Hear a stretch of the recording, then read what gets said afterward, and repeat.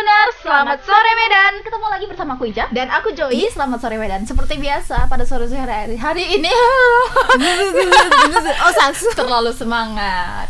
Nah, kami bakalan bawain 3 berita yang paling banyak dibaca sama Tribuners sekalian. Benar sekali Arisha, dan 3 berita ini bervariasi ya. Iya, karena ada yang politik, ada yang sedih-sedih. Iya juga. Yang pastinya setiap hari itu kita bawain berita yang fresh, teraktual, dan terupdate kepada Tribuners sekalian. Oke, di berita pertama nih Joy, agak miris sih. Miris. Karena Kenapa? nih cerita singkat aja nih Tribuners. Anaknya ngelaporin ayahnya selingkuh. Bukan ngelaporin. Anaknya mergoki ayahnya selingkuh. Si anak ini malah dilaporin sama selingkuhan ayahnya. Nah, jadi kayak gini. Kasih SMA cabang Dinas Pendidikan Wilayah Sumut 8 Pemprov Sumut bernama Aprianto nih Tribuners diduga berselingkuh dengan janda pemilik salon bernama Esta Damayanti. Nah, hal ini disampaikan anak Aprianto bernama Miftahul Jannah saat diwawancarai. Dia menyebut memergoki ayahnya bersama wanita yang disebut janda itu pada 29 Juni lalu. Nah, awalnya dia sedang berada di dalam mobil nih sama ibu dan anggota keluarga yang lainnya. Sama maknya lah gitu ya. Sama ibunya. Namun di perjalanan mereka tuh berpapasan sama ayahnya. Si Aprianto ini bersama seorang wanita. Nah, lantas si anak ini, si Miftahul Jannah berinisiatif menunggu di sebuah salon kecantikan di Kelurahan Sirandorung, Kecamatan Rantau Utara, Kabupaten Labuhan Batu yang diduga milik si selingkuhan tadi, si Esta Damayanti. Awalnya dia melihat seorang wanita turun dari becak motor bersama anaknya. Nah, nggak lama kemudian dia melihat ayahnya datang mengendarai sepeda motor dan masuk ke salon kecantikan itu. Nah, tanpa pikir panjang, si Miftahul ini pun menggerebek ayahnya bersama wanita yang diduga selingkuhan ayahnya ini. Nah, keributan pun tak terelakkan Tribuners hingga Aprianto diduga mengusir anaknya sampai tangannya kejepit pintu. Waduh. Namun yang disayangkan Miftahul Jannah ketika wanita yang diduga selingkuhan ayahnya itu malah melaporkan dirinya ke polisi. Ia dilaporkan atas dugaan penghinaan terhadap selingkuhan ayahnya tersebut. Nah, hari ini Miftahul Jannah diperiksa polisi atas laporan Esta Damayanti. Dia berharap penegak hukum adil dalam perkara yang dianggap tidak dilakukannya. Nah, ia mengaku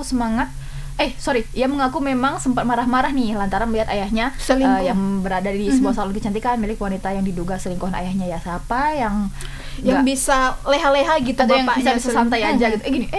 Ayah rupanya. Ngapain kesini ya? Tapi Tribuners sambil dengerin sambil tetep layar ya. Oh iya, benar sekali. Sambil kalau mau kalian tanya-tanya sesuatu nih, boleh tanya aja ke kita. Nah, dalam dugaan perselingkuhan ini ada 3 laporan polisi, yakni kekerasan dalam rumah tangga, dugaan perzinahan, dan penghinaan. Waduh, ini ketiga-tiganya apakah dilaporkan oleh selingkuhannya? Atau malah juga ikut melapor si Miftahulnya. Ini ada penjelasan nih. Pertama, Miftahul Jannah melaporkan ayahnya ke polisi atas dugaan KDRT. Nah, kasus ini pun disebut sudah naik ke penyidikan dan menetapkan Aprianto Kasih SMA cabang Dinas Pendidikan Wilayah Sumut 8 Pemprov Sumut sebagai tersangka. Oke. Nah, PLT Kasreskrim Polres Labuhan Batu AKP Gula mengatakan berkas perkara sudah dikirim ke kejaksaan. Baru yang kedua, istri sah Aprianto, berarti Mama si Miftahul, bernama Khololah Marhamah melaporkan suaminya atas dugaan perzinahan. Oke, ini yang kedua ya. Nah, polisi pun telah melakukan tes DNA terhadap anak dari Esta Damayanti yang diduga anak hubungan gelap dengan Aprianto. Lalu, wanita diduga selingkuhan Aprianto melaporkan anak kandung pejabat Dinas Pendidikan Sumut tersebut ke polisi atas dugaan penghinaan. 2 kasus masih bergulir di kepolisian dan belum ada penetapan tersangka. Yang pertama itu udah si Apriantonya yang ditetapkan tersangka ya. Oke. Waduh, 3 laporan ya. Iya, benar sekali ya. Dan ini banyak loh Tribuners yang nonton tadi sampai tembus 100 viewers. Oh iya, boleh ditanya-tanya ya Tribuners ya.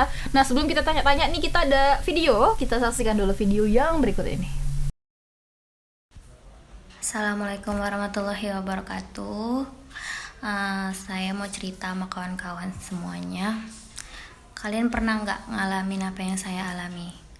Saat ini saya mendapatkan panggilan dari kepolisian atas laporan dari selingkuhan ayah kandung saya, yang dimana ayah kandung saya adalah seorang pejabat Dinas Pendidikan Provinsi Sumatera Utara. Selingkuhannya itu melaporkan atas tuduhan penghinaan ketika saya mendapati ayah saya berada di salon selingkuhan ayah saya itu. Rasanya sedih, kaget juga. Kenapa sampai-sampai selingkuhan ayah saya berani melaporkan saya seperti itu? Padahal pada saat kejadian itu justru saya yang menjadi korban KDRT, yang dimana ayah saya menjepit tangan saya di pintu salon selingkuhannya, dibantu dengan selingkuhannya itu. Tapi gak apa-apa, panggilan ini akan tetap saya penuhi. Namun yang saya sesalkan dan saya sedihkan, saya punya ayah, tapi kenapa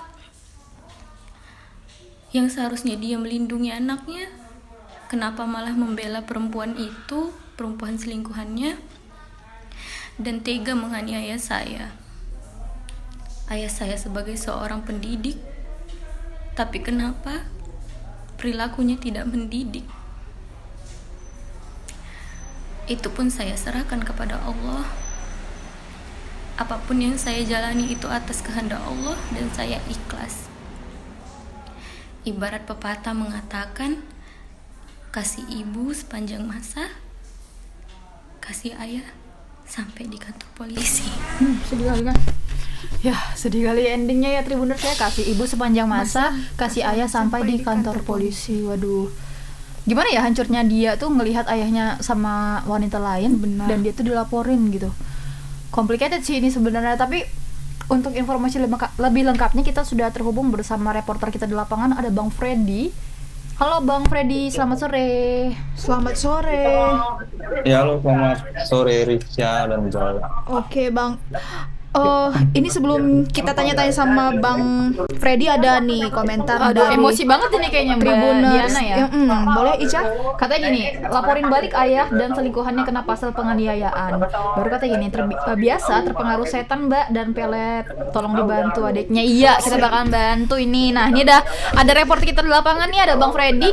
Bang Freddy boleh dijelasin dulu nih, gimana sih kok bisa nih selingkuhannya tuh sampai melaporkan anak apa ya bilangnya? Anak Diduga pacarnya ya? selingkuhannya lah gitu. Iya, jadi wanita terduga selingkuhan dari pejabat Dinas Pendidikan Sumut itu, si Miftahul itu, Miftah dilaporkan atas dugaan penghinaan. Nah, kenapa dilaporkan? Nah, itu dia ini diduga atau dituding menghina wanita yang disebut-sebut sebagai selingkuhan ayahnya. Itu, jadi dianggap sudah menghina pada saat tanggal 29 Juni lalu, kan itu dia datang tuh kan ke salon di mana situ ada ayahnya bersama terduga selingkuhannya. Nah, di situ memang tempat terjadi keributan. Disitulah dia dituding menghina wanita yang disebut selingkuhannya itu, sampai akhirnya dilaporkan ke polisi. Dan saat ini kasusnya masih bergulir. Tadi polisi mengatakan bahwa si Miftah ini tadi sudah diperiksa dan kurang lebih sudah ada 2 kali diperiksa. Tapi memang terkait kasus dugaan penghinaan ini yang dilaporkan diduga oleh selingkuhan ayahnya ini, belum ada penetapan tersangka karena memang polisi sejauh ini masih mengupayakan proses damai ya, mediasi begitu. Oke. Karena termasuk tindakan ringan, tindak pidana ringan gitu. Oke, Bang Freddy, ini kan diduga selingkuhannya ini kan melaporkan anaknya atas penghinaan ya laporannya. Penghinaannya itu atas dasar apa Bang? Apakah karena dia si Miftahul ini marah-marah di salonnya, atau si Miftahul ini ada memvideokan terus memviralkan, jadi dia merasa kayak dicemarkan mungkin nama baiknya, atau gimana Bang? Iya, sepertinya karena dia itu datang marah-marah, mungkin ada ucapan-ucapan yang mungkin dirasa kurang pas begitu. Nah, tapi memang itu pun diakui oleh Miftah bahwa dia memang marah-marah, tapi dia merasa tidak ada menghina begitu. Diakui dia memang marah-marah karena saat itu dia mencoba mengajak ayahnya itu supaya pulang begitu. Setelah dipergoki. Bang Freddy, ini kan ada 3 laporan dari istrinya juga melaporkan si sang suami. Nah, mana yang duluan ini Bang? Gimana urutan laporan, saling melaporkan ini? Nah, kalau urutannya memang belum dijelaskan secara rinci, Mm-mm. tapi memang sepertinya itu laporan anaknya dulu. Laporan anaknya dulu, si Miftah ini melaporkan ayahnya KDRT karena memang saat dia memergoki ayahnya itu Mhm. dia Oh, yang menyebut dijepit bahwa tangannya itu juga Iya. apa ya, sengaja dijepitkan ya Dijepit, ke pintu, oh, oke. dan saat itu juga dibantu oleh wanita yang disebut selingkuhan ayahnya itu. Sepertinya itu dulu yang dilaporkan, dan si Aprianto ini kasih SMA Dinas Pendidikan Sumut ini wilayah 8 ini di Labuan Batu sudah ditetapkan tersangka dalam kasus KDRT terhadap anaknya ini. Nah, kemudian masuk juga laporan dari istri Sa Aprianto, yang mana ini ibu dari Miftah. Nah, itu melaporkan ayahnya dengan dugaan Perzinahan. perzinahan. Nah, kenapa begitu? Jadi dilaporkan ini karena diduga anak dari si wanita itu anak dari hubungan gelap antara Aprianto dengan wanita bernama Esta Damayanti gitu. Jadi anak Esta Damayanti itu diduga anak dari Aprianto. Aprianto. Makanya terkait kasus ini polisi sudah melakukan tes DNA, hasilnya juga sudah keluar, tapi memang polisi belum bisa menyampaikannya ke publik. Jadi nanti hasil DNA-nya itu akan disampaikan bersamaan dengan kedua belah pihak, baik dari Aprianto, istri sahnya, maupun wanita yang diduga sebagai selingkuhan dan keluarganya begitu. Baik Bang Freddy, ini kan ayahnya Pak Aprianto ini sudah ditetapkan sebagai tersangka ya, dan dia ini merupakan seorang pejabat di Dinas Pendidikan. Pendidikan, benar. Apakah dia sudah terkena sanksi atas kasus ini, Bang? Nah, terkait itu kita belum mendapat konfirmasi ya dari Pemprov Sumut. Sepertinya belum, tapi memang nanti akan kita konfirmasi lebih lanjut ya, apakah dia sudah menerima sanksi atau belum. Tapi memang terkait KDRT ini sudah berkas perkara sudah dikirim ke kejaksaan begitu untuk segera disidangkan. Tapi memang polisi sendiri masih menunggu ada atau tidaknya tindak lanjut dari kejaksaan, apakah dikembalikan atau diterima, dan nantinya akan penyerahan barang bukti dan tersangka gitu. Oke, baik Bang. Ini berarti udah cukup lama ya kasusnya, dari bulan Juni ya, Bang? Iya, dan dilaporkan tuh dari bulan Juni begitu. Pemanggilan pertama terhadap, ini kan pemanggilan kedua, Bang. Pemanggilan pertama terhadap Miftahul Janah itu kapan, Bang? Sepertinya sudah beberapa minggu lalu, dan hari ini itu panggilan kedua. Tadi selesai pemanggilan atau pemeriksaan itu sekitar pukul 14.00. Baik. Agenda pemeriksaan kedua ini apa, Bang, terhadap Miftahul? Klarifikasi tadi. Oh, Klarifikasi. Berarti penjelasan dari si Miftahulnya itu. Nah, Bang Freddy, kita flashback sedikit. Tadi kan udah dilakukan tes DNA terhadap anak dari Aprianto. Esta Oh ya, Damayanti. Desta, sorry. Esta yang Esta. diduga anak hasil perselingkuhan itu. Udah ada keluar belum, Bang, hasilnya? Hasilnya sudah ada, tapi memang belum bisa disampaikan ke publik begitu. Jadi nanti mekanismenya itu disampaikan dulu kepada seluruh keluarga maupun pihak-pihak yang terkait, terutama si Esta Damayanti serta keluarganya, kemudian si Aprianto, kemudian istrinya dan anak-anaknya, karena kan hasil tes DNA itu nanti akan dijelaskan gitu bagaimana hasilnya, apakah benar itu anaknya atau bukan begitu, karena memang diduga kuat itu anaknya gitu. Oke, dari tadi apa tadi pemeriksaan ya? Pemeriksaan. Dari pemeriksaan yang kedua ini, Bang, apakah dihadiri oleh si Esta dan Pak Aprianto sendiri? Tadi yang hadir itu hanya Miftah, karena yang dipanggil itu hanya Miftah. Kalau oke. misalkan itu nanti dipanggil Di persidangan ya?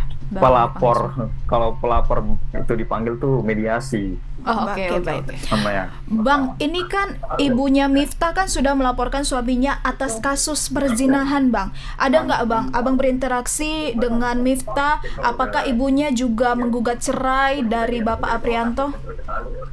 Nah, sejauh ini sepertinya belum, Belum. karena memang kasusnya juga masih terus bergulir ya. Oke, baik. Dan itu tadi masih menunggu pengumuman dari hasil tes DNA itu nanti. Oke, Gitu.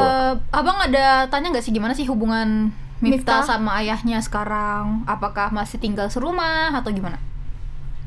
Nah, terakhir kali memang saat kejadian itu kejadian itu Lebaran Haji. Jadi memang saat itu sepertinya ayahnya tidak pulang atau apa gitu, sehingga saat mereka berkunjung ke keluarganya itulah berpas-pasan. Tapi nggak tahu sekarang itu apakah mereka masih satu rumah atau enggak, pasca ayahnya itu digerebek ya di salon yang juga milik selingkuhannya itu.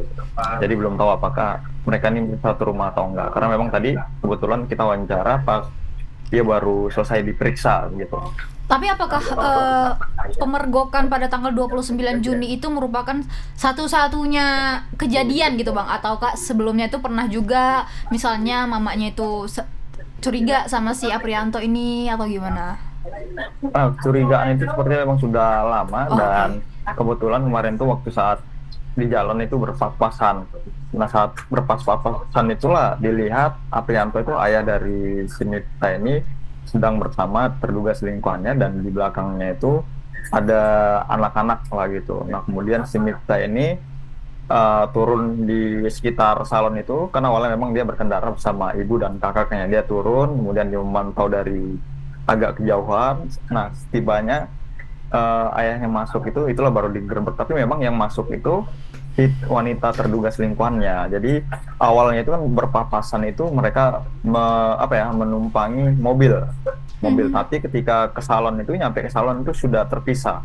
Si wanita ini ke salon itu naik becak sama anaknya. Kemudian si Aprianto ini, ayahnya ini naik sepeda motor Oke. gitu. Oke. Baik Bang Aprianto. Baik Bang Freddy, kami tunggu update selanjutnya mengenai kasus ini ya, karena ini masih baru kasusnya ya Risha. Selamat sore Bang Freddy. Ya, selamat sore, Kita Risha, sekali. Joy. Mau bilang Bang Aprianto ya, karena reporter kita juga namanya Aprianto. Oke, tapi kasihan ya Jo ya. Benar. Kasihan sekali. Dia dijepit.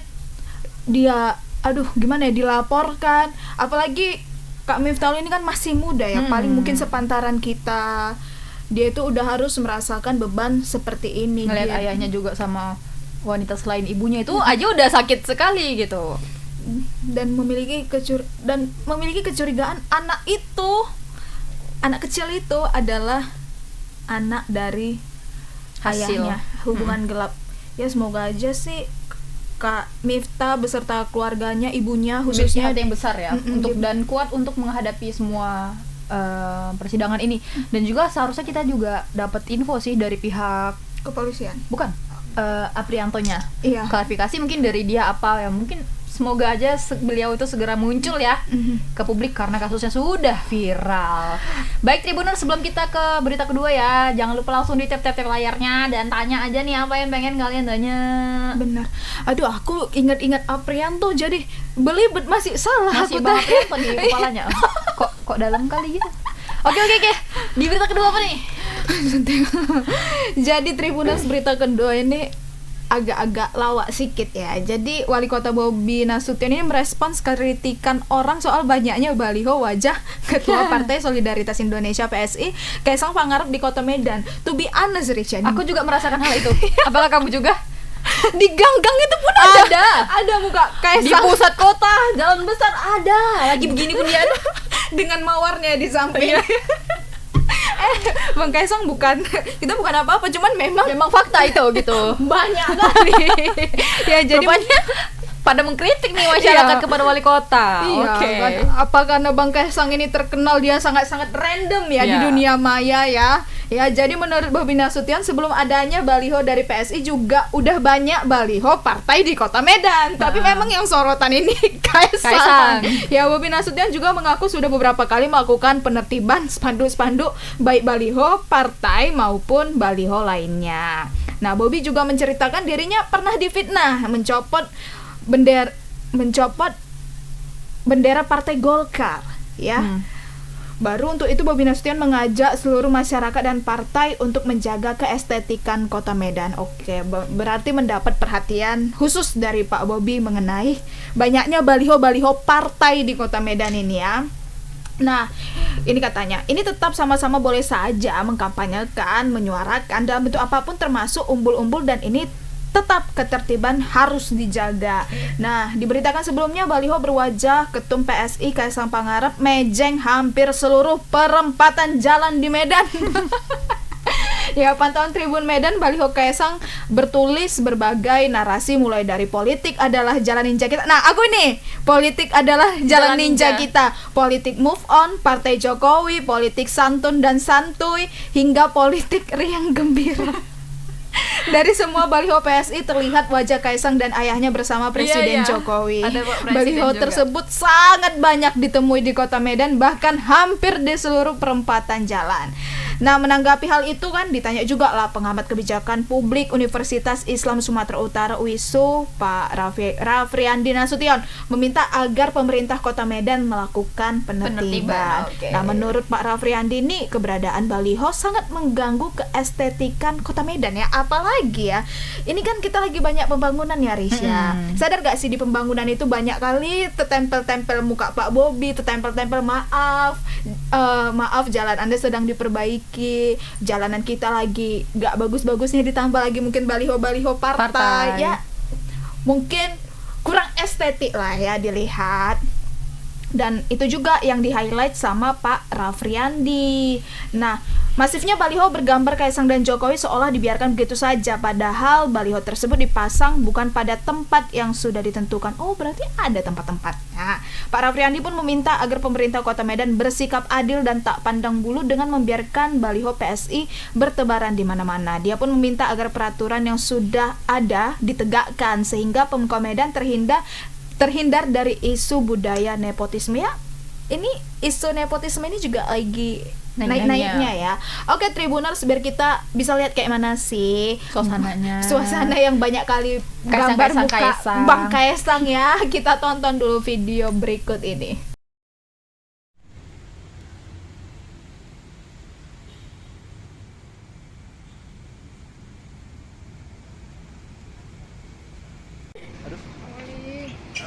Sekarang satu hari aja gak jumpa, rindu bang? Ya rindu.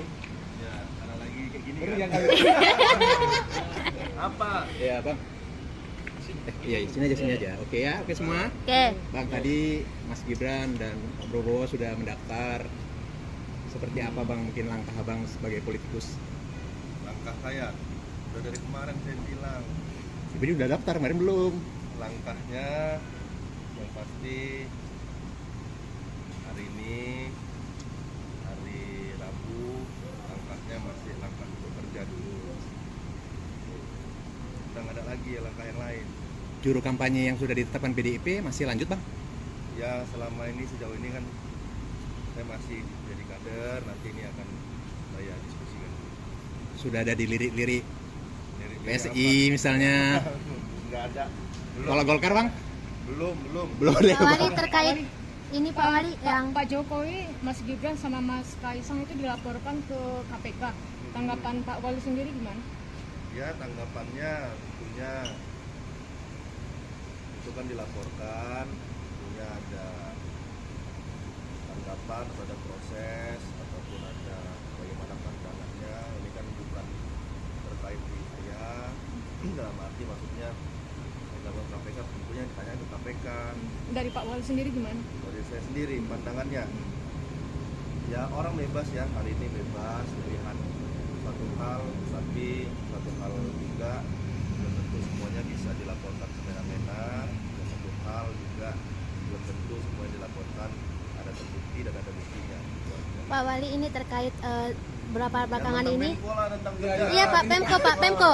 Berapa belakangan ini Pak banyak spanduk PSI Pak dengan Mas Kaisang. Nah, itu ada pengamat yang mengatakan bahwa mengganggu esensi Kota Medan. Nah, ini tanggapan Bapak gimana Pak? Ya, semuanya saya sudah sampaikan. Kalau hanya dibilang dari kemarin banyak.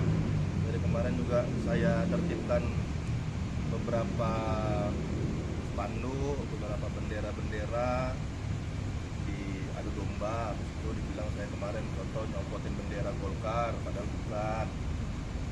Ada beberapa spanduk yang dicopotkan juga. Nah ini tetap sama-sama boleh saja menyuarakan kampanye dalam Ya, Ternyata nggak ada Iya. gambar balihonya. Tapi Kirain ada loh gitu tapi kan. Tribuners ada lihat nggak sih? Iya loh. Tolong Bisa komen ada lah. aja ada, kalau ada kalian komen ya. Iya. Nah, selagi menunggu kalian komen, kita mau tanya dulu ke Kak Nisa ya. Kak Nisa, halo, selamat sore. Selamat sore Kak Nisa.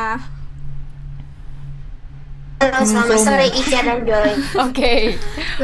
Aduh, Kak Nisa, jadi mengenai maraknya banyaknya partai, baliho partai di Kota Medan ini benar-benar udah ada nggak sih Kak penertibannya yang dilakukan oleh Pemkot Medan? Dan sejak kapan kalau Iya. ada?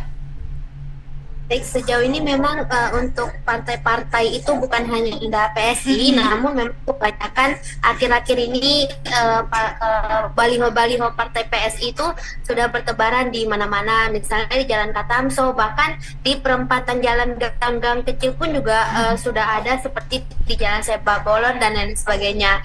Dan memang sejauh ini belum ada penertiban, karena pas kita tanya juga ke Satpol PP Kota Medan, Pak Rahmat itu, Satpol PP Kota Medan mengatakan bahwa sejauh ini mereka masih menunggu arahan nih dari pihak Pemkot Medan terkait penertiban baliho-baliho ini. Dan memang sebetulnya ada beberapa tempat yang telah disediakan untuk peletakan baliho, seperti misalnya di kantor PSI sendiri atau di kantor-kantor partai lainnya. Namun untuk di pohon-pohon itu beberapa waktu lalu Dinas Bina Marga Bina Bersih juga sudah mengatakan dalam Instagramnya untuk tidak memasang baliho-baliho ataupun yang mengidentifikasikan sedang memasangkan baliho politik ataupun baliho lainnya di pepohonan. Namun memang sejauh ini belum ada penertiban yang lebih lanjut dan lebih tegas dalam ini. Baik Kak, untuk pemasangan baliho-baliho partai ya khususnya di Kota Medan ini, itu ada izinnya nggak sih Kak sama mungkin ke pemerintahan atau ke pengelola tempat seperti itu? Ada pajaknya nggak gitu? Bayar? Kalau pemasangan baliho ini sebenarnya sudah ada perizinan, kita harus izin ke Dinas PTMP TSP seharusnya, dan dari dulu juga seperti itu. Cuman kalau karena ini masa-masa politik, belum ada kebijakan lebih lanjut terkait pemasangan baliho yang ada di Kota Medan. Cuman memang beberapa waktu lalu itu di Instagram Dinas SDA BMBK atau Dinas PU, sejauh ini mereka yang memasang mereka itu dilarang, pemilik partai atau siapapun itu dilarang memasang baliho-baliho atau apapun di pohon dan di beberapa titik jalan Kota Medan ini. Seperti itu Joy dan Ujang. Oke, nah apakah masyarakat ini hanya mengkritik ya terhadap pemasangan baliho PSI yang terlalu banyak dan besar-besar atau partai lain juga Kak?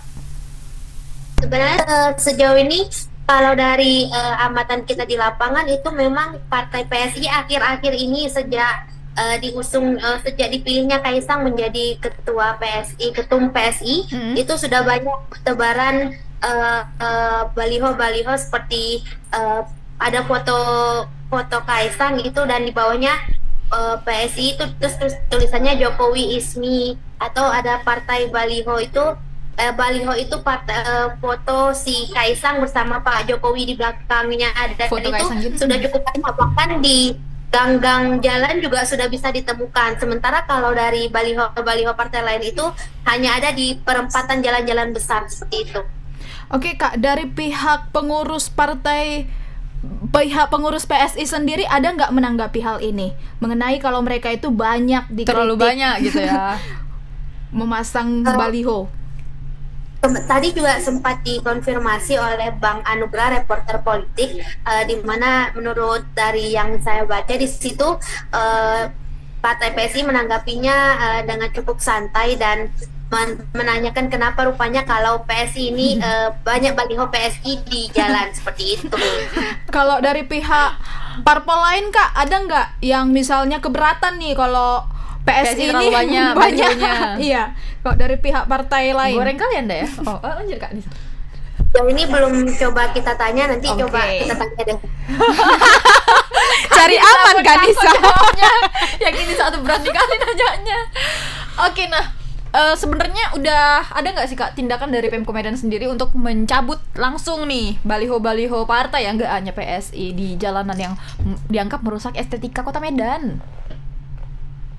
Sebenarnya tadi kalau dari jawaban Pak Wali itu belum ada tindakan tegas karena beliau juga malah terkesan membantah karena dijawabnya ketika kita tanya baliho Kaisang, beliau menjawab sebelum baliho Kaisang ini pun juga sudah ada banyak baliho-baliho lain dari partai-partai lain. Jadi kita juga masih menunggu ketegasan dari pihak Medan. Memang kepada Satpol PP juga Satpol PP enggan mengomentari hal itu. Oke, mungkin bakalan ditunggu ya Kak bagaimana update mengenai penertiban baliho partai yang udah semakin banyak ya. Dikurangi mungkin ya. Oke, terima kasih banyak Kak Nisa atas laporannya. Selamat beraktivitas kembali. Selamat sore. Ya, sebenarnya aku lebih tertariknya gini loh. Kalau udah selesai nih tahun politik, kemana baliho-baliho itu? Pasti jadi sampah. Ya. Satu jadi sampah, yang kedua dia jadi tenda beca, baru jadi alas, sampah kan. Kayak mungkin bisa membuat, aku tantang nih ya, atau buat baliho ramah lingkungan atau membuat kampanye yang ramah lingkungan biar nggak ada dampaknya kepada lingkungan sendiri juga. Balik lingkungan iya. Karena lihat kalau udah selesai tahun politik banyak kali, dan ya memang ya sebelum banyak kali baliho tentang PSI ada ajanya memang partai lain yang udah buat kayak foto Ganjar gitu kan, foto Pak Anies, tapi mungkin memang enggak semenjamur langsung banyak seperti PSI dan langsung terhighlight kan, karena Gibran ini tiba-tiba jadi cawapres itu mengundang atensi masyarakat, jadi mungkin semua terhighlight kepada PSI dan gambar Kaisang yang besar-besar itu dengan jargon dia yang kekinian kayak anak muda, love in tunggu dulu, ini kan PSI. Iya. Baru memilih ketua umum Iya, Kaisang. Yang cawapres kan Gibran. Hubungannya? Loh, kok hubungan? Apa karena mereka abang beradik? Iyalah. Kesitu rupa tembaknya ya. Karena enggak masuk soalnya di aku gitu. Karena orang itu abang beradik, Bang. Enggak lama Kaisang jadi ketum, si Gibrannya jadi cawapres kan, gitu. Dan PSI menuju koalisinya kemana? Ke Koalisi Indonesia Maju loh. Kayak gitu. Oke lah ya. Kayaknya dia Silvanya kalau ke politik dia agak semangat gitu, Tribuners. Jadi kan juga harus semangat di tap layar ya. Oke, nah tapi di berita terakhir nih Joy ada berita yang gak enak nih. Apa? Satu unit mobil Mitsubishi Pajero Sport terjun ke dalam Sungai Batang Serangan, tepatnya di Dusun Titikurus, Desa Karyajadi, Kecamatan Batang Serangan, Kabupaten Langkat, pada hari ini sekitar pukul 4 waktu Indonesia Barat. Atas kejadian ini, 1 orang meninggal dunia dan 2 orang mengalami luka-luka. Kapolsek Padang Tualang, AKP Sutrisno membenarkan hal tersebut. Bener nih katanya, 3 orang korbannya, 1 meninggal, 2 alami luka-luka. Adapun identitas korban yaitu Juli Tarigan, warga Dusun Kampung Ujung, Desa Namusialang, Kecamatan Batang Serangan Langkat, mengalami luka-luka dan sudah mendapat perawatan di RS Tanjung Selamat. Baru ada juga David Sembiring selaku sopir.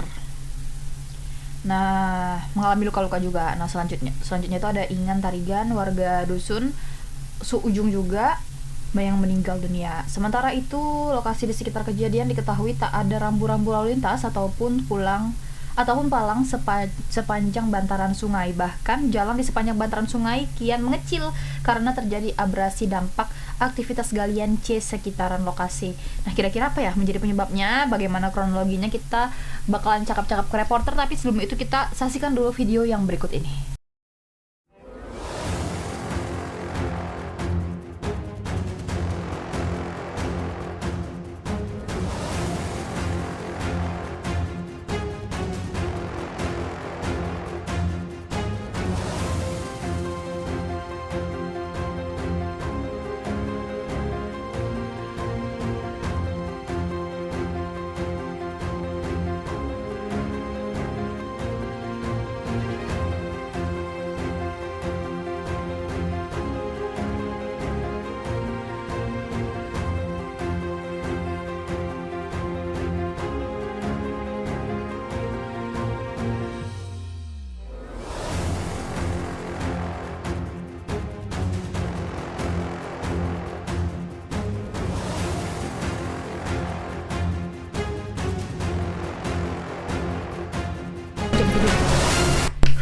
Ringsek ya, ringsek parah. dan dia tuh atasnya gitu loh.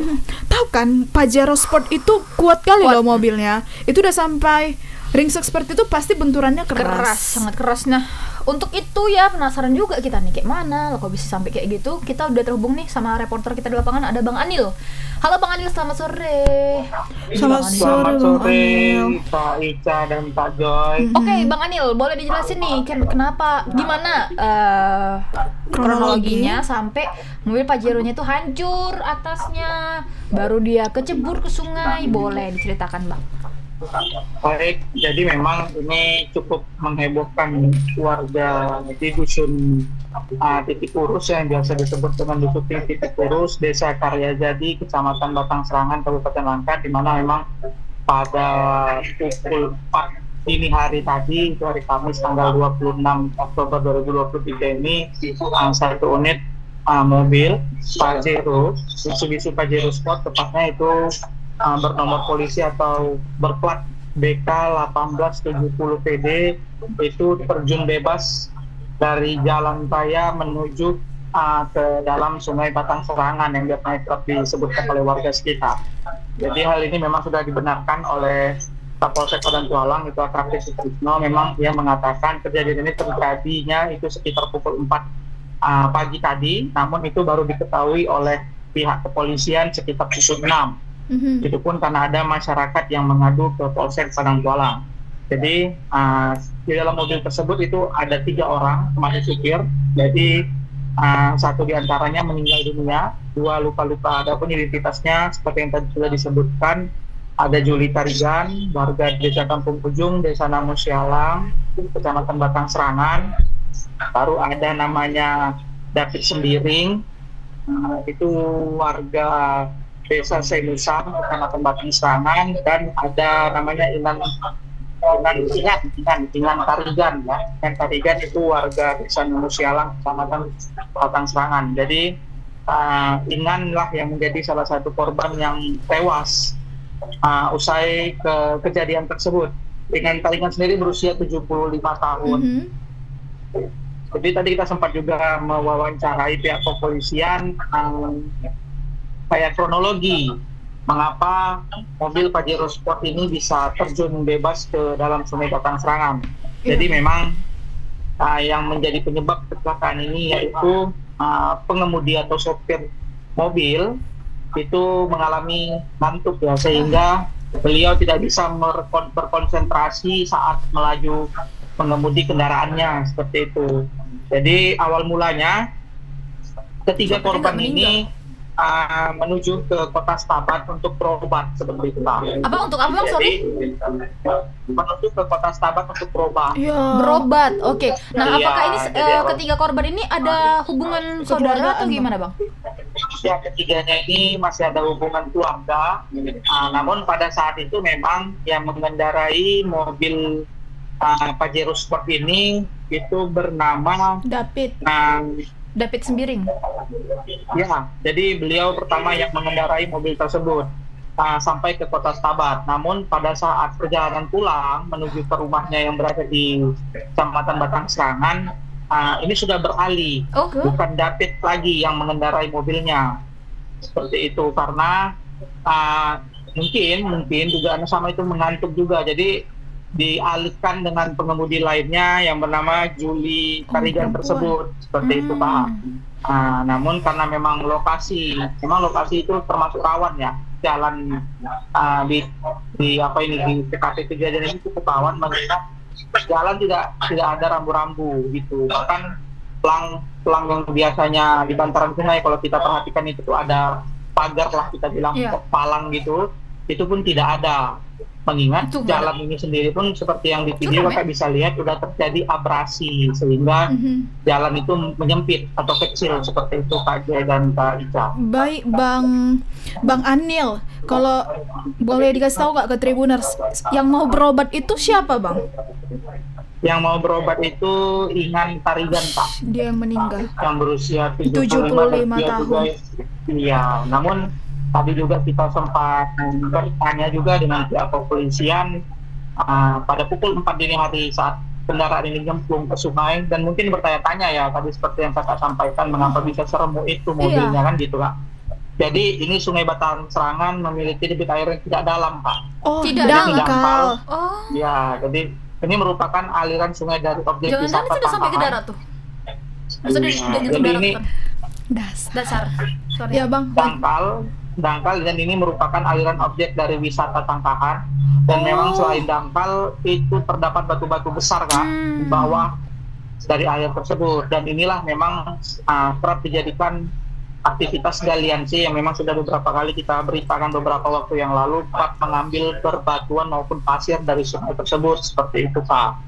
Dan abrasi jalan sendiri itu tersebut memang terjadi ya karena itu tadi maraknya galian-galian C yang maupun yang ilegal maupun yang berizin seperti itu Kak Ica dan Kak Joy. Oke bang, untuk korban Juli dan juga David kan ini mengalami luka-luka, dirawat di mana bang? Ya, saat tadi kita tanya sudah dibawa ke Rumah Sakit Tanjung Slamet, itu rumah sakit kebun sebenarnya Pak yang berada di Kecamatan Batang Serangan. Jadi keduanya sudah mendapatkan perawatan dan mungkin ya karena mengingat luka yang diterima tidak terlalu parah. Jadi sudah mungkin kembali hari ini ataupun esok hari Pak. Nah, Dan untuk tambahan tadi Pak, satu lagi soal Ingan Tarigan yang tewas, itu ternyata sempat hanyut. Iya, sejauh 1 kilometer dari lokasi kejadian. Jadi begitu ditemukan masyarakat mobil yang kecelakaan ini Pajero Sport ini, jadi Ingan Tarigan itu tidak ada di lokasi, dia sudah hanyut terbawa air ke salah satu pantai yang berada di nama pantai itu Pantai Waras yang berada di Kecamatan Batang Serangan. Seperti itu Kak. Kedua korban, yang dua korbannya itu masih ada di dalam mobil bang? Iya benar. Waduh. Evakuasi oleh masyarakat sudah ada, masih di dalam mobil. Baik, Jadi Bang. Oke. masih bisa mendapat keterangan dari korban yang bernama Juli Tarigan tadi. Baik bang, ini kan mereka kecelakaannya pukul 4 pukul 4 pagi baru diketahui polisi itu pukul 6. Nah, masyarakat mengetahui mereka itu kecelakaan apakah juga pukul 6 bang? Tidak, jadi sekitar pukul 4 pagi itu sudah ada yang mengetahui Kak. Jadi memang suatu pas mungkin karena mengingat ini ya, karena kondisinya memang sudah mau menjelang subuh. Mungkin beberapa warga pertama kali itu melakukan evakuasi dulu. Jadi tidak ada yang memberikan informasi ke polsek karena memang lokasi polsek dengan TKP ini cukup jauh Kak. Ini cukup jauh karena polseknya sendiri itu wilayah nama polseknya aja Polsek Padang Kualang, sedangkan TKP-nya ini Batang Serangan gitu Kak. Jadi beda kecamatan walaupun ini wilayah hukumnya Polsek Padang Kualang seperti itu. Jadi butuhkan waktu sekitar 45 menit ya baru sampai mungkin ke TKP kejadian. Oke, Bang Anil. Jadi, nah, untuk korban Ingan Tarigan yang meninggal dunia apakah sudah dimakamkan? Ya, sehari ini sudah disemayamkan Kak, belum dimakamkan karena mungkin masih mengingat ada beberapa apa ya Kak ya, apa kita bilang adat sebelum dikebumikan Kak. Oke. Bang Anil, mungkin ini pertanyaan terakhir mengenai evakuasi korban Ingan Tarigan ini, apakah warga udah duluan mengevakuasi beliau atau tunggu datang polisi pada pukul 6 pagi Bang? Pada saat itu proses evakuasi sendiri itu berlangsung bersama pihak kepolisian. Karena mengingat pun karena pasti suasana gelap dan mungkin dia ditemukan itu pada saat sudah pukul 6 atas atau pukul 7 lah lebih kurangnya dengan suasana yang sudah terang gitu Kak, sudah terbit matahari sehingga korban ditemukan di Pantai Waras yang berada di Kecamatan Batang Serangan. Oke, terima kasih banyak ya Bang Anil atas laporannya. Selamat beraktivitas kembali Bang. Selamat sore. Selamat sore Kak Ica dan Kak Joy.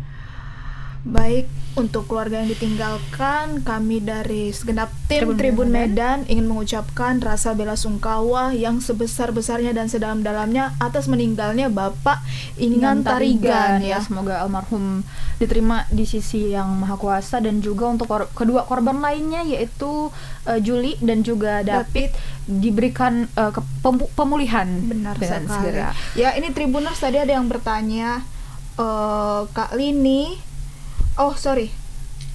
iya, Bang Pras ya, yang ada di mobil gimana Kak keadaannya? Jadi 1 korban meninggal dunia, dua lainnya itu luka-luka. Nah, buat Kak Lini di jalan apa ini Mbak? Ini dia kejadiannya itu ada di Sungai Sebatang Serangan, di Sungai Batang Serangan di Kabupaten Langkat. Ini dia sungai aliran dari Tangkahan, Kak. tadi kata Bang Anil ya. Ini juga ada Mbak Mila, selamat malam Medan. Selamat Masih sore ya, Mbak. Selamat sore Ya. Medan ya, seperti namanya. Oke, nah itu dia ya Tribuners ya, 3 berita kita tadi cukup bervariasi ya. Iya. Dan semoga bisa mengisi sore harinya Tribuners. Nah, tapi kalau kalian mau nyari berita-berita lain yang lagi viral, yang lagi gempar-gemparnya, itu bisa langsung aja ke portal kita, iya, di www.medan.tribunnews.com, atau bisa melalui media sosial kita di bawah ini, atau kalian langsung aja install aplikasi Tribun X, udah ada di Play Store dan juga App Store. Oke, aku Ica Dan aku Joy. beserta kru yang bertugas pamit undur diri. Bye Tribuners, Selamat sore Medan. Medan.